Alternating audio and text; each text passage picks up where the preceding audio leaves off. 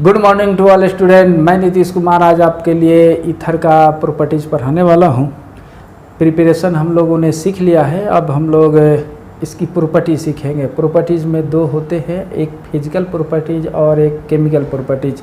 तो इस वीडियो में हम लोग सीखने वाले हैं फिजिकल प्रॉपर्टीज़। फिजिकल प्रॉपर्टी आप लोग जानते हैं, इसमें आपको बॉइलिंग पॉइंट, मेल्टिंग पॉइंट, इसकी solubility, dipole moment, shape, size के बारे में हम लोग स्टडी करेंगे। तो शुरू करते हैं physical properties of the ether. Physical properties, physical properties. पहले इसकी हम लोग स्ट्रक्चर की बात करते हैं। Structure, okay. स्ट्रक्चर की अगर बात करें तो ईथर को हम ऐसे लिखेंगे, ROR, और इस पर दो लोन पेयर होता है, उसको हम इस तरह से दिखाएंगे, ये ऑर्बिटल से, ठीक है। यानी ईथर इस तरह से। अगर हम कहें कि ऑक्सीजन पर 2 lone pairs on oxygen, oxygen atom पर 2 लोन पेयर है और ये 2 सिग्मा बॉन्ड है अटैच टू अल्काइल ग्रुप। तो जब भी हाइब्रिडाइजेशन की अगर हम लोग बात करेंगे तो दो चीज़ देखते हैं, उनमें लोन पेयर और सिग्मा बॉन्ड, यही देखते हैं ना। तो इसमें 2 लोन पेयर के लिए 2 लाइन ड्रॉ कर दो, 2 सिग्मा बॉन्ड के लिए 2 लाइन। तो इसकी हाइब्रिडाइजेशन अगर लिखेंगे तो इसका शॉर्टकट फार्मूला जो होता है वो क्या बताएगा, sp3। तो इसमें ऑक्सीजन की हाइब्रिडाइजेशन जो होगा वो क्या हो जाएगा, sp3 हो जाएगा, ठीक, sp3 हो गया। अगर हम इसकी स्ट्रक्चर की बात करें, स्ट्रक्चर की बात करें तो ये होगा हमारा टेट्राहेड्रल। sp3 का क्या होगा, टेट्राहेड्रल। लेकिन इसकी शेप की बात करें तो लोन पेयर तो आता नहीं है, सिर्फ ये 3 एटम दिखाएंगे। और इसकी अगर हम इसकी एक स्टैटिक फोटो अगर दिखाएं तो कैसा दिखेगा, ROR, इस तरह से बेंट शेप का ये दिखेगा, ठीक। तो शेप जो होगा इसका क्या होगा, बेंट होगा, ठीक। और हाइब्रिडाइजेशन जो है वो sp3। हम लोग जानते हैं कि इसकी बॉन्ड एंगल जो होना चाहिए वो क्या होना चाहिए, लेस देन 109 डिग्री 28 मिनट होना चाहिए कि नहीं, क्योंकि ये वेस्पर थियरी के करस्पॉन्डिंग लोन पेयर रिपल्सन ज़्यादा होगा। तो ये दोनों ऑर्बिटल 19 डिग्री 28 से ज़्यादा रिपेल करेंगे, उससे ये रिपल्सन आपको कम होगा, तो ये दोनों हमारा क्या हो जाएंगे, RR कंट्रैक्ट हो जाएगा। तो इस तरह से इसकी बॉन्ड एंगल 109 डिग्री 28 मिनट से कम होना चाहिए, ये हमारा एक्सपेक्टेशन है। लेकिन जब ऑब्जर्व किया जाता है तो इसकी वैल्यू 109 डिग्री 28 मिनट से ज़्यादा होती है। अगर हम कहते हैं कि डाईमिथाइल ईथर की अगर बात करें तो ये लगभग 111.7 डिग्री के आसपास होता है, 109 डिग्री 28 मिनट से भी इंक्रीज हो जाता है। तो इनकी इंक्रीज होने के पीछे रीजन यही है कि ये दोनों अल्काइल का बीच का रिपल्सन होना, ये दोनों अल्काइल ग्रुप एक दूसरे को रिपल्सन करते हैं, जिसके कारण ये एक्सपेंड हो जाता है 109 डिग्री 28 मिनट से, ओके। तो यही इसका सबसे टर्निंग पॉइंट है कि बॉन्ड एंगल 109 डिग्री 28 मिनट से भी ज़्यादा होता है, ये याद रखना है। हाइब्रिडाइजेशन sp3 होता ही है, बॉन्ड इसकी स्ट्रक्चर टेट्राहेड्रल, शेप जो होगा वो हमारा क्या होगा, बेंट होगा। पहले इसको नोट करो। अगर हम इसकी डाइपोल मोमेंट की बात करें, डाइपोल मोमेंट एक वेक्टर क्वांटिटी होती है। देखो, ऑक्सीजन की इलेक्ट्रोनेगेटिविटी वैल्यू R से ज़्यादा होती है कार्बन, तो इस पर नेगेटिव चार्ज, इस पर पार्शियल पॉजिटिव चार्ज, तो चार्ज हमारा लोकेट हो गया अलग अलग, ठीक। तो इसकी जो डायरेक्शन जो होगी वो +2 माइनस की ओर होगा इस साइड में। सिमिलरली इस बॉन्ड के कारण भी एक डाइपोल मोमेंट होगा जिसकी डायरेक्शन इसी के पैरेलल होगी। यानी दोनों वेक्टर को ऐड करें तो रिजल्टेंट जो होगा वो हमारा कुछ ऐसा होगा। ठीक, यानी R से ऑक्सीजन की ओर इसकी नेट डाइपोल मोमेंट की वैल्यू होगी, यानी डाइपोल मोमेंट इसमें 0 नहीं होगा। ओके, पोलर मोलिक्यूल्स है, पोलरिटी स्लाइटली होता है लेकिन इसमें डाइपोल मोमेंट की वैल्यू है। अगर हम इसकी बात करें कि डाइमिथाइल ईथर का, तो इसकी डाइपोल मोमेंट जो होता है वो लगभग 1.30 डीबे के आसपास होता है। अगर डाई इथाइल ईथर की अगर हम बात करें तो ध्यान देना है कि इसकी साइज तो जैसे जैसे बड़ा होगी रिपल्सन बढ़ेगा, तो इसका अर्थ है कि उसकी कंपोनेंट एक दूसरे को ज़्यादा कैंसिल करेंगे और डाइपोल मोमेंट की वैल्यू क्या होगी, डिक्रीज होगा, वो लगभग 1.1 डीबे के आसपास होता है। तो डाइपोल मोमेंट की वैल्यू ये है और ये स्लाइटली पोलर होते हैं। ठीक है ना, स्लाइटली पोलर नेचर के होते हैं। तो पहले इसको नोट करो। अगर हम इसके बाद इसकी फिजिकल स्टेट की चेक करते हैं, फिजिकल स्टेट, तो देखा गया है कि जो डाइमिथाइल ईथर है ऑर्डिनरी टेम्परेचर पर या इथाइल मिथाइल ईथर है, ये दो ईथर आपको ऑर्डिनरी टेम्परेचर पर ये गैस होते हैं। जैसे ही इससे और मोलिकुलर मास बढ़ते जाएगा, डाई इथाइल ईथर हो, इथाइल प्रोपाइल ईथर हो, तो सभी के सभी क्या होते हैं, लिक्विड्स होते हैं। ठीक, ईथर की अपनी एक कैरेक्टरिस्टिक्स स्मेल होती है जिसको हम लोग इथर्नल स्मेल बोलते हैं। इथर्नल स्मेल, ये इसकी कैरेक्टरिस्टिक्स होती है, रिस्टिक्स ऑर्डर होता है। ओके, तो इसको आप ये लिखे फिजिकल स्टेट। फिर इसकी हम लोग बात करते हैं बॉइलिंग पॉइंट का, नोट करो। इसकी बात करेंगे अब हम लोग बॉइलिंग पॉइंट्स का। तो देखो, ईथर जो है वो आइसोमेरिक होता है अल्कोहल से, ईथर्स आइसोमर्स होते हैं, वो भी कौन, फंक्शनल। ठीक, ये है, इसमें क्या होता है, हाइड्रोजन बॉन्ड होते हैं और इसमें हमारा नो एच बॉन्डिंग। मात्र यही एक फैक्टर है जो बॉइलिंग पॉइंट दोनों में चेंज होता है।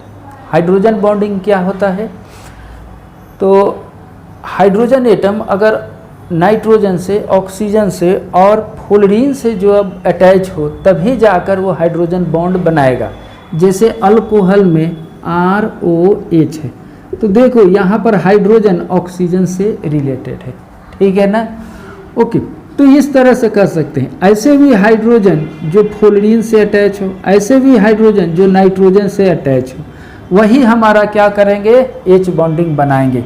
यानी एक शॉर्टकट लिखें कि ये तीन एटम FON, फोन, ठीक है ना, फोन शब्द से याद रखना, FON, अगर फ्लोरीन हो, ऑक्सीजन हो और नाइट्रोजन हो, इससे अगर हाइड्रोजन अटैच हो तभी जाकर ये क्या होगा, हाइड्रोजन बॉन्ड बनाएगा। लेकिन ईथर में देख लो, ये ऑक्सीजन कार्बन से अटैच होते हैं, तो ये ऑक्सीजन जब कार्बन से अटैच है तो नो एच बॉन्डिंग, तो ये एच बॉन्डिंग नहीं है। ठीक, तो इंटरेक्शन फोर्स में सबसे ज़्यादा फोर्स कौन होता है, एच बॉन्डिंग, और यही एच बॉन्डिंग के कारण इसमें हाई इंटरेक्शन होते हैं, इसमें इंटरेक्शन बहुत ज़्यादा होते हैं। और ये स्लाइटली डाइपोल मोमेंट होने के कारण, स्लाइटली पोलर कहो होने के कारण ये क्या होते हैं, इसमें लेस इंटरेक्शन होता है।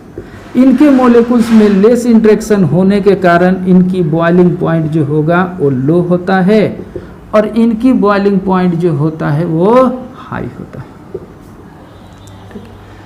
तो अल्कोहल में और ईथर की मोलेकुलर मास सेम होते हुए भी अल्कोहल जो होती है उसकी बॉइलिंग पॉइंट हमारा ज़्यादा होता है और इनकी बॉइलिंग पॉइंट कम होती है, क्योंकि इसमें इंट्रैक्शन जो होता है वो कम होता है और अल्कोहल में ज़्यादा होगा।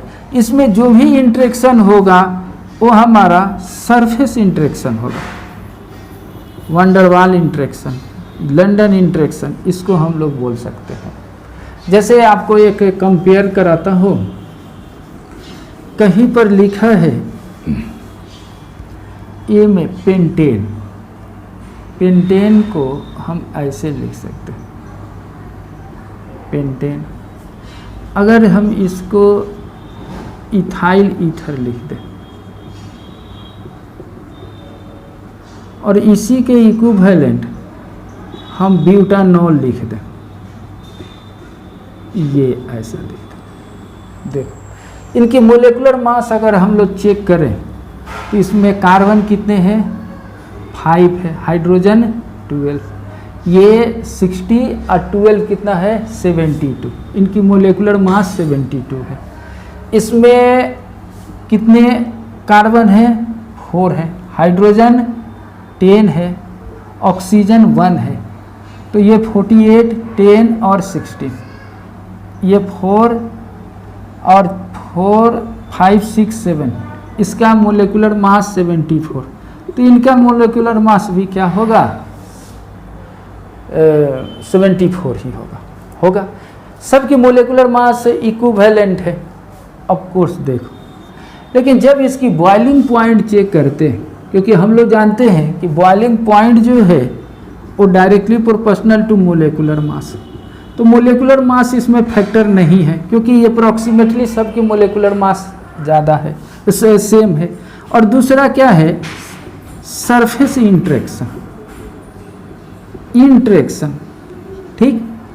तो सरफेस इंट्रैक्शन जो है सब लीनियर है और इन दोनों में सरफेस इंट्रैक्शन है, लेकिन ये तीसरे में जो है क्या है, एच बॉन्डिंग। तो ये अल्कोहल में एक्स्ट्रा है लेकिन और सब में नहीं है। तो बॉइलिंग पॉइंट अगर हम चेक करें तो देखते हैं क्या कि इसकी जो बॉइलिंग पॉइंट है वो 390 केल्विन के आसपास है, इनका क्या है 310 केल्विन के आसपास है और इनका भी 308 केल्विन के आसपास होता है। यानी अगर हम चेक करें कि बॉइलिंग पॉइंट की ऑर्डर अगर हम लोग देखें तो अल्केन का अप्रोक्सीमेटली ईथर के लगभग आता है और इससे ज़्यादा हमारा किसका होता है, अल्कोहल का। ये देखो एक सीक्वेंस हमको याद आ रहा है, बॉइलिंग पॉइंट की ऑर्डर कुछ मोलेकुल्स के बीच में, जैसे अल्केन है, ठीक है, उससे अप्रोक्सीमेटली किसके इक्वल होता है, ईथर का, अभी आपने देखा। इससे ज़्यादा होता है अल्काइल हैलाइड का, इससे ज़्यादा होता है अल्डिहाइड कीटोन का, और इससे ज़्यादा होता है अल्कोहल का, और अल्कोहल से भी ज़्यादा होता है एसिड का, क्योंकि एसिड भी हाइड्रोजन बॉन्ड बनाता है। तो ये कहीं सीक्वेंस आप लिख लो। तो ये ऑर्डर रहा हमारा बॉइलिंग पॉइंट का, ठीक है ना। अब बात करते हैं सोलुबिलिटी की। अब बात करते हैं सोलुबिलिटी की।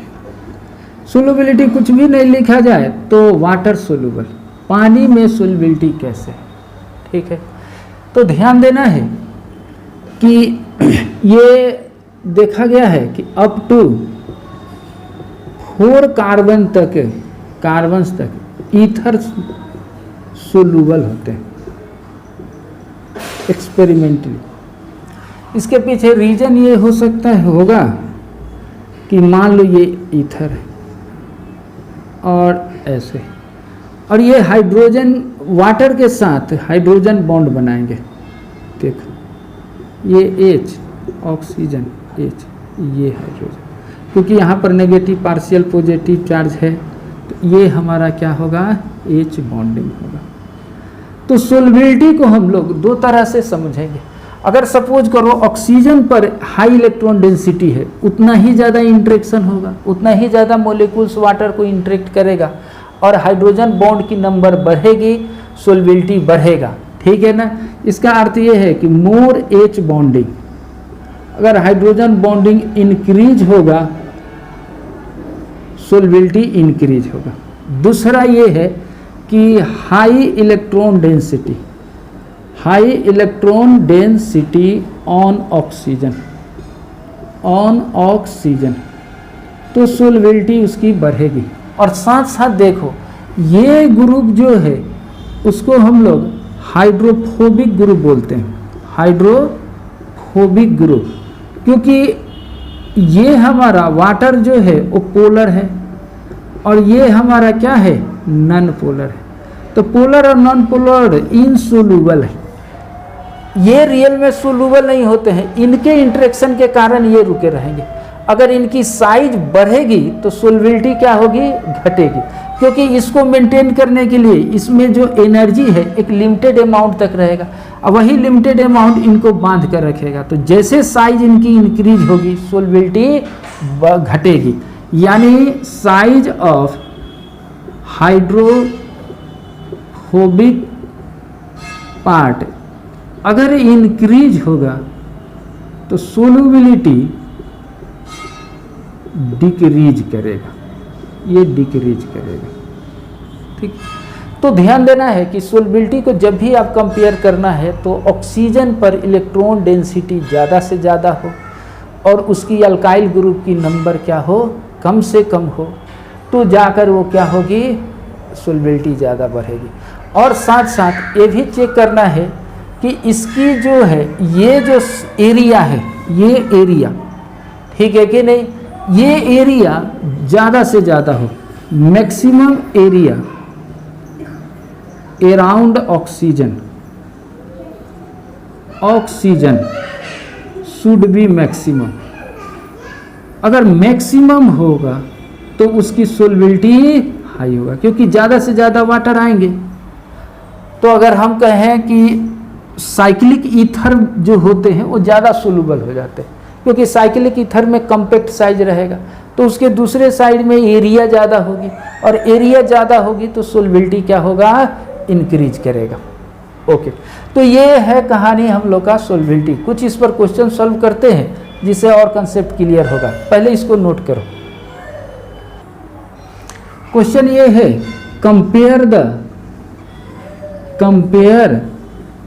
The boiling point and solubility of given species की कंपेयरिंग करना है। सपोज करो ए में लिखता हो डाई इथाइल ईथर, ये डाई इथाइल ईथर। बी में लिखता हूं फ्यूरॉन को, इसका नाम है फ्यूरॉन, ठीक। अब देखो कि इसमें 2 हाइड्रोजन अगर ऐड कर देंगे तो ये खत्म हो जाएगा, एक ही बचेगा, तो इसका नाम होगा डाई हाइड्रो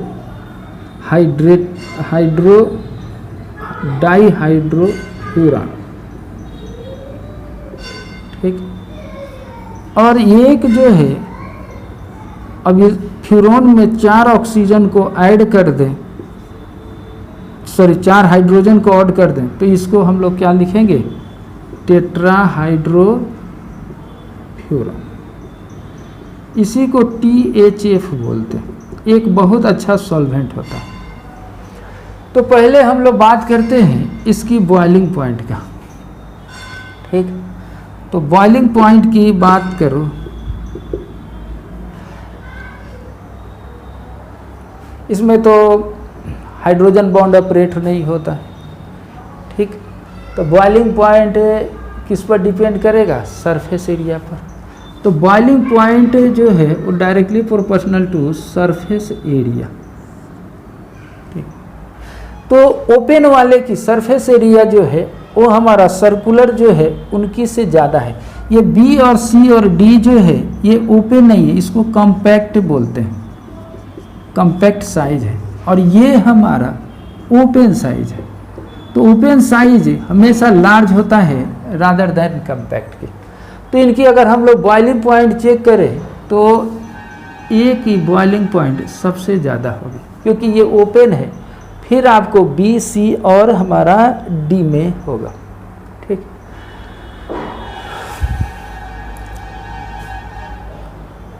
करो कंपेयरिंग। अब इसको देखो, इन तीनों की लगता है कि एक ही साइज है, थोड़ा बहुत का अंतर है। इसकी हाइब्रिडाइजेशन sp2 sp2 ये थोड़ा और कॉम्पैक्ट हो जाएगा, इसमें sp3 है तो थोड़ा सा एक्सपेंड होगा, ये कुछ ज़्यादा एक्सपेंड होंगे। तो तीनों में ज़्यादा का डिफरेंस नहीं होगा, लेकिन कहेंगे कि सरफेस एरिया थोड़ा इनकी ज़्यादा है और इनमें 4 हाइड्रोजन भी इनके रिस्पेक्ट में ज़्यादा होता है। तो देखा गया है कि बॉइलिंग पॉइंट जो है ए के बाद डी का आएगा, फिर सी का और फिर कम आएगा बी का। तो ये सीक्वेंस है हमारा बॉइलिंग पॉइंट का, पहले इसको नोट करो। इसके बाद हम लोग बात करेंगे सोलुबिलिटी का। बॉइलिंग पॉइंट की ऑर्डर ये है। अब बात करेंगे सोलुबिलिटी का। सोलुबिलिटी की जो कंसेप्ट है वो ध्यान देना है। ये वाटर में इजी वे में सोलूबल हो जाते हैं, ठीक, इसलिए हो जाते हैं क्योंकि ये वाटर से हाइड्रोजन बॉन्ड बनाते हैं, ठीक है। दूसरा ये भी देखा गया है कि जिनमें इलेक्ट्रॉन डेंसिटी ज़्यादा होगी उसकी सोलबिलिटी क्या होगी, ज़्यादा होगी, ठीक। तो पहले हम लोग थोड़ा बात करते हैं बी और सी के बीच में, और उसमें भी खास करके पहले बी में। तो बी में ऑक्सीजन पर ये जो लोन पेयर है ये रिजोनेंस शो करता है, ये कंप्लीट रिजोनेंस शो करता है, और कितने अपने को छोड़कर 4 एटम के साथ ये डीलोकलाइज करेगा। डीलोकलाइज करेगा तो ऑक्सीजन पर इलेक्ट्रॉन डेंसिटी क्या हो जाएगी, कम हो जाएगी। तो अगर हम इसमें बात करें इलेक्ट्रॉन डेंसिटी की ऑक्सीजन पर, तो सबसे लोएस्ट जो होगा वो बी के पास होगा। क्यों होगा, क्योंकि ये कंप्लीट रिजोनेंस शो करेगा। इसको रिजोनेटिंग कंट्रीब्यूटर्स लिखेंगे तो इस पर पार्शियली पॉजिटिव चार्ज भी आएगा, इलेक्ट्रॉन की कमी दिखेगा। जहाँ पर इलेक्ट्रॉन की कमी होगा वो वाटर के साथ हाइड्रोजन बॉन्ड कम बनाएगा, इसलिए उसकी सोलबिलिटी क्या होगी, कम होगी। यानी सोलबिलिटी में अगर देखें सबसे कम जो होगा वो बी का होगा, क्योंकि इसमें क्या है, ये रिजोनेंस शो करेगा, और रिजोनेंस शो करेगा तो ऑक्सीजन पर इलेक्ट्रॉन डेंसिटी कम हो जाएगी। उसी तरह से सी की भी बात करें तो सी में भी रिजोनेंस है, कंप्लीट तो नहीं है लेकिन 1 2 3 ये 3 एटम के बीच में ये डीलोकलाइज होगा। अगर डीलोकलाइज है तो भी अवेलेबिलिटी कम होगी, लेकिन इनसे थोड़ा ज़्यादा होगी। तो ज़्यादा होगी तो हाइड्रोजन बॉन्ड थोड़ा इनसे अच्छा से बनाएगा तो सोलबिलिटी इससे इन्हांस करेगी। तो ये सी पर आएगा। ए और डी जो है वो कोई रिजोनेंस शो नहीं कर रहे हैं, कोई रिजोनेंस शो नहीं। इसका अर्थ है कि यहाँ पर भी इलेक्ट्रॉन डेंसिटी ज़्यादा है और यहाँ पर भी ज़्यादा है, दोनों एक ही जैसा है। इधर भी दोनों मिथाइल ग्रुप है, इधर भी वैसा ही। तो स्ट्रक्चर कुछ है आसपास एक ही जैसा दिख रहा है, लेकिन इसमें और इसमें क्या फ़र्क है, तो ये कॉम्पैक्ट साइज का है। इस साइड में सरफेस एरिया हाई है, सरफेस एरिया ज़्यादा है। इस तरह से वाटर यहाँ पर HOH आसानी से आएंगे, और जिससे क्या होगा, हाइड्रोजन बॉन्ड इजी वे में बनेगा। अब बनेगा तो इसका अर्थ यह है कि इसकी सोलबिलिटी और बढ़ जाएगी। तो ए और डी की बात करें तो ए से ज़्यादा सोलूबल है हमारा डी। तो हमेशा सोलबिलिटी की जब भी आप क्वेश्चन सॉल्व करेंगे तो ये देखेंगे कि इलेक्ट्रॉन डेंसिटी ज़्यादा होना चाहिए, तो जो रिजोनेंस शो करेगा अवेलेबिलिटी कम होगा, सोलबिलिटी घटेगी। जो रिजोनेंस शो नहीं करेगा सोलबिलिटी उसकी बढ़ेगी, ठीक है। जितने ज़्यादा कॉम्पैक्ट साइज होगा उसकी सामने सरफेस एरिया ज़्यादा होगी और वाटर ज़्यादा आएंगे और उसकी सोलबिलिटी बढ़ेगी। ओके, तो पहले इसको लिख लो। अगर हम एक लास्ट लिखो डेंसिटी की बात, तो डेंसिटी ईथर का जो होता है वो वाटर से कम होता है, ठीक है ना, यानी लोअर देन वाटर। तो जो ईथर सोल्यूबल नहीं होंगे वाटर में, वो क्या है, ऊपर सरफेस पर आ जाएंगे और वाटर क्या हो जाएगा, नीचे रहा। तो ये कुछ रहा हमारा physical properties of the ether.